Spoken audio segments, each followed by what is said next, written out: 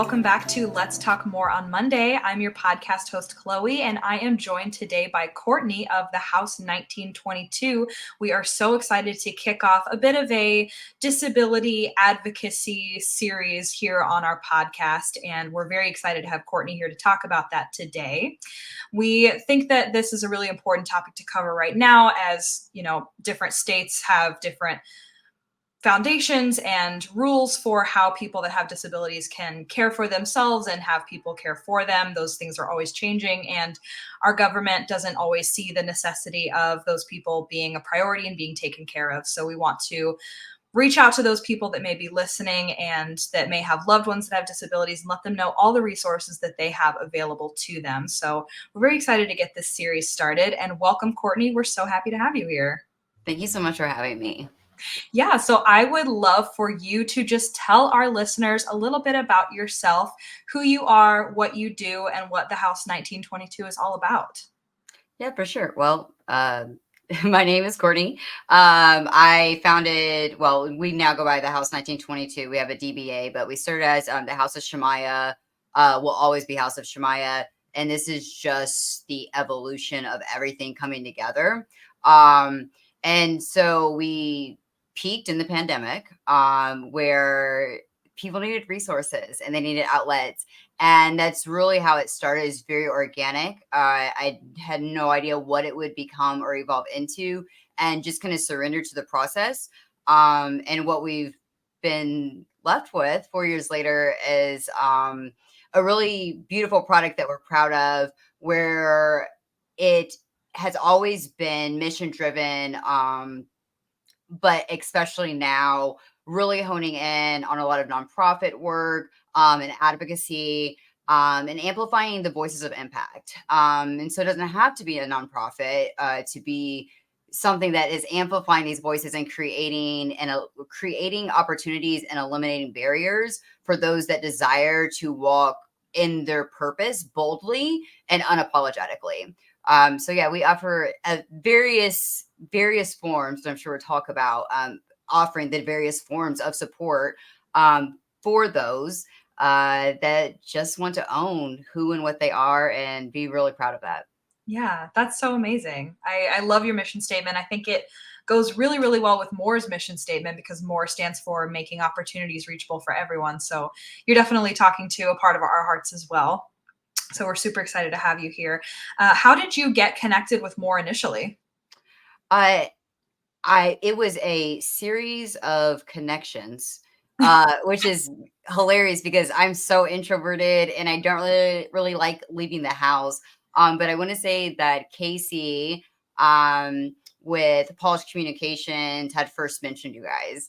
And then, yeah, connections just evolved and the opportunity was there. And here we are now. That's so exciting. Well, we're very happy to have you here today. Yeah. So I'm going to kick it off with our first question here. We had talked a little bit about like how you label yourself and how labels can be helpful, but they can also be detrimental in certain contexts and spaces. So while labels may not be a favorite, what have you found to be empowering about the representation when people that you work with or brands that you work with identify themselves in the queer community or in these disability spaces? Yeah, so and I may jump back and forth between both spaces. Yeah. Um, but for me personally, there when I was first diagnosed, well, okay, so when I was first diagnosed, which back then they don't anymore, with Asperger's, there was a lot of oh. And it was very empowering, that everything made sense. Finally, and I mean, I was 23 or 24 years old. This was a long time ago. I'm pushing my 40s now, but it just brought that clarity. And it because I felt alone and isolated, and something was wrong with me, and um, nobody could quite name it. Not even me. I didn't know how to articulate, what I was experiencing on a day to day basis or anything like that. So, yeah, I think that just being able to name it was really powerful. I came out of the closet. I think you guys still use that term, right? But I came out of the closet. Yes. So much has changed. I came out in 2006, 2007, and there weren't like safe spaces. Well, there were identified safe spaces, which were like one or two places in Indianapolis where you could really go to and be, well, there's more, there's probably like four that I can think of. But there less than a handful of places where you could just go and just authentically, live in your sexual identity. So I love watching the evolution of even that and how that has transformed. But something that's been really another evolution of that for me that was very empowering was that I didn't have to necessarily box myself in either, and embracing more of a fluid identity, and that I can be what I want to be, and I don't have to answer to anybody. So that has brought a lot of freedom in itself. So yes, like the titles and naming things is important and very empowering, and also just existing and labeling myself as a human being is also just as equally empowering. So yeah. And sometimes those labels can feel like a jumping off point. But after that, once you have at least found like maybe a category that you can start to identify with, from there you can build off of it and open it up. Like I love that you call yourself neurospicy. I think that's such a fun word that we've taken on. Because it's true. Like it tells people that like you're not neurotypical, but like there's a lot going on, and it's a spectrum just like the queer spectrum, so it can be a lot of things. Yeah, absolutely. And that, like, for me, and ironically enough, like, I went and saw Dr. Doug, my psychiatrist, this morning, Dr. Doug. for my 3-month appointment. But, and if I went through my diagnoses and everything and all the letters that I've rightfully earned, I think about it, but really, like, I'm just me, and as think more developments come and whatnot, sometimes I'm categorized differently or not by society standards, but I know what the doctors have told me. And just but being able to advocate for myself like with that as well is also really empowering. Yeah. And I can explain myself to people. And I don't always like to lead with that, but sometimes if there is a misunderstanding, me just explaining that neurodivergency like to them, they're like, "Oh, Got okay, it. That's where you're coming from. I Like, got it." yeah. Yeah, so just being able, and then because there is so much more awareness around it, Mhm. um, in this day and age where there wasn't, I mean, 20, 30 years ago, Yeah. even, um, and there's just awareness and conversation about it, so you can say people aren't like, what are you talking about? There's conversations being had. There's on social media there, I follow so many neurodivergent accounts, and I'm just like, oh my god, that's so relatable. Yeah. Or I'll have conversations with friends and like, oh, my partner is a trains type of neurospicy. um he loves trains, right? Like, Yeah. and so anyway, yeah, I don't know, and Yeah. it's But crazy. it is so empowering to feel seen and feel understood just by, Absolutely. telling somebody that simple thing about you. And if it makes another person feel a little more seen and understood, then we're doing good work. Absolutely. Well, I would love to move on to our next question here, which I think we can definitely dive deep into. What impact have you seen in the strategy or the business development space as these conversations and these neurospicy perspectives have been shared on social media more regularly? Yeah, and so, um, this one I feel like can be a slippery slope for some people, and I don't speak for everybody in the community. I speak for myself and myself only. I absolutely want to say that I respect and honor people where they're at on their journey. Um, for me, the biggest thing is creating the awareness, and it's so accessible to neurotypical people to find information about people that are neurodivergent or that fall into certain categories, if you will. Um, I personally don't identify anything that I face as a disability, because everything that anybody else has labeled as a disability on me is actually my superpower. And when I was able to embrace that, that's really where I took off internally, right? But as far as like business and strategy, again, like having that general awareness and being mindful of how these organizations are representing themselves. And I'm not saying putting a rainbow banner around your profile picture during the month of June. Like that's great. Thank you so much. But what are you really doing to be inclusive? Exactly. I watched this guy on TikTok, or not God, I don't know how to use TikTok. God forgive me. I don't know how to use TikTok. But on Instagram, and he was doing a reading, but he was signing as he was doing the reading. Oh, I love that. And I was like, how cool. And he's not advertising like, oh, we, are proud to support those, that may need sign language, as I'm presenting this reading. He just does it. Yeah. And so I think when you really incorporate it, and it's not so orchestrated, it feels and you That's a guys good know what word I'm for talking it. about. Somebody Yeah. knows what I'm talking about. Somebody knows what I'm talking about. When it Absolutely. feels just inauthentic, Yeah. versus like, no, like, hey, we're aware and we're doing better. I just think that that's just a really beautiful thing. So yeah. And then when you offer, just by simply making these minute changes, or sometimes bigger changes inside of your organizations, or the way that you present yourself, whether online or in person or however it may be, it's almost like giving permission to everybody that you touch, like, you're welcome here, without yelling out like, hey, you're welcome here. Right. So I really do appreciate that. And so as we continue to evolve as a society, I think that we'll see more of that, less announcing and more doing, Yeah. and just keeping all of these possible accommodations that people may need readily available. Yeah.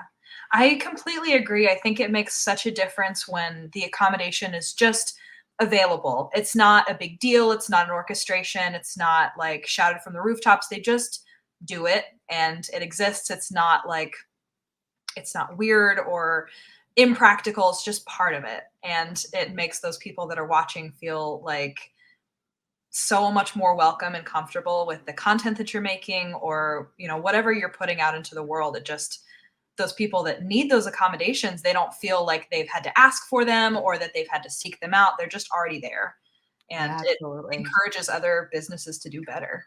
Absolutely. I think that's really excellent. Yeah. So this kind of leads me into a question that I didn't necessarily pitch to you in the beginning, but will you kind of like give me the elevator pitch of House 22, like, or 1922? What do you do at your core that you want people to know about? So this is this has been a very interesting journey, like really defining, because I know what we do, right? But how do I explain it to other people and get really clear on that messaging? And if I had to summarize it in 4 words, it's expanding and amplifying impact. Um, and so, but what we do is we leverage both technology and relationships to empower and equip those that we serve with the necessary resources that they need to walk boldly in their purpose, their calling, or whatever their interest, whatever it is.